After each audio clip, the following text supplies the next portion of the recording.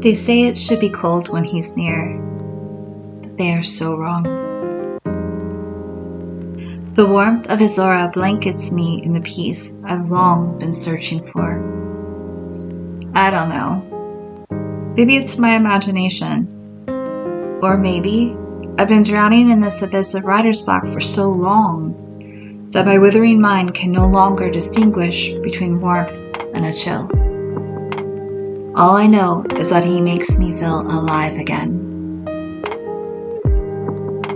It's been this way since I met him in the cemetery.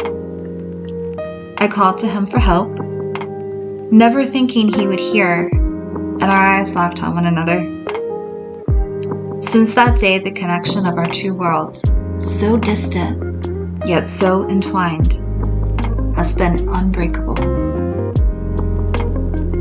I remember the way the clouds rolled by and shadowed the slate and stones, and how the sun peeked through and lit the names of those gone so long ago. And that eerie silence that fell upon the city as I gazed at his soul, standing there, just an arm's length away, but seeming so far. Then and there, his crystalline genius gave verse to my canvas of stark white, without ever having said a word. He visits me on occasion now, to assist me if he can, to inspire me with lyrical beauty, and to sometimes give me the words I'm aching to find, but never can grasp. I feel his hand upon mine from time to time, and my hand upon the pen upon the paper, and the flow of the ink as it gracefully glides in sync with the thoughts given to me for this bind. I don't know where this hopeless, dare I say, writer would be without him, my mentor, my timeless teacher of the word.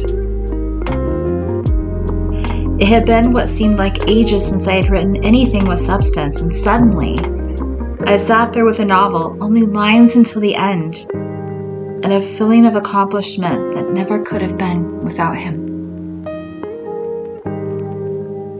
I had picked up a fragment that day in the cemetery. It was from the gravestone of someone I admire.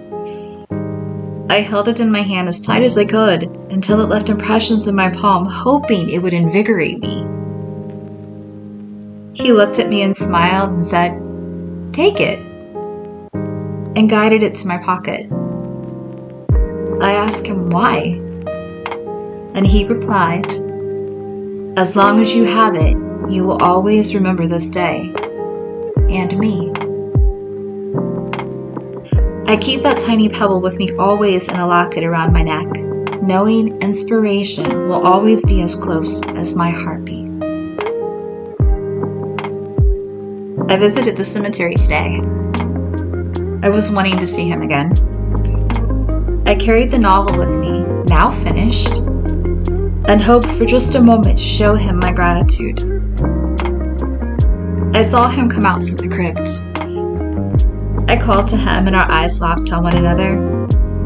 We just stood there, our two worlds so distant, yet so entwined, with a connection that is unbreakable. I watched the clouds roll by and the sun, once again, peek through and light the names of those gone so long ago.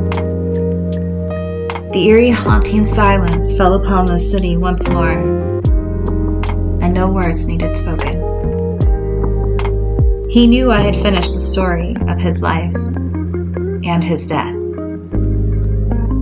He smiled one last smile as I said a tearful thank you, and he slowly faded away. I laid the book upon the gravestone, and my hand grasped the fragment around my neck. I closed my eyes, took a deep breath, and walked out of the cemetery gates. One last look back proved to me that no longer am I a victim, drowning in a wordless void. I am a writer that has been taught by the very best.